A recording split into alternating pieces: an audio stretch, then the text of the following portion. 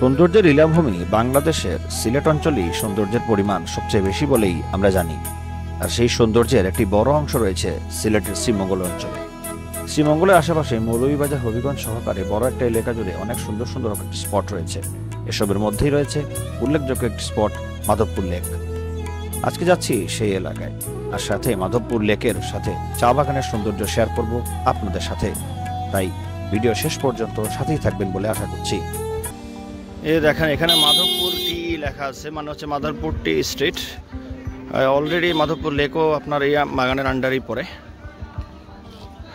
কাজে অনেকগুলো দেখার জিনিসের মধ্যে এটা একটা। আর যারা ছবি তুলতে ভালোবাসেন তাদের জন্য তো আসলে স্পেশাল প্লেস বলা যায়।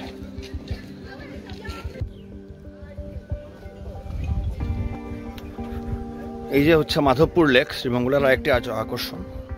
আর চাগোভ্রানি স্ট্রিট থেকে এদিকে চলে আসলে আপনি মাধবপুর লেক পেয়ে যাবেন। মাধবপুর লেকের একটা বিশেষ হচ্ছে এখানে চা বাগানের সাথে সাথে এই যে বড় একটা লেকের সৌন্দর্যটা আপনি পেয়ে যাচ্ছেন।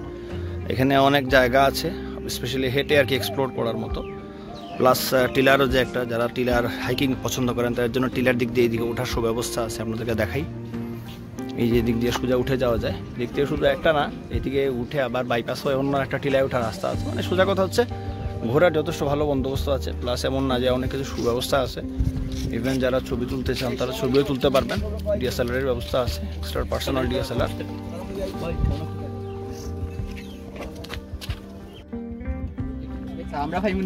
যদি আপনার মাধবপুর লেকে আসেন তাহলে অবশ্যই আপনার এগুলো টেস্ট করবেন। উপরে যখন উঠবেন ক্লান্ত হয়ে যাবেন, সেগুলো আপনার ঠান্ডা করতে হেল্প করবে।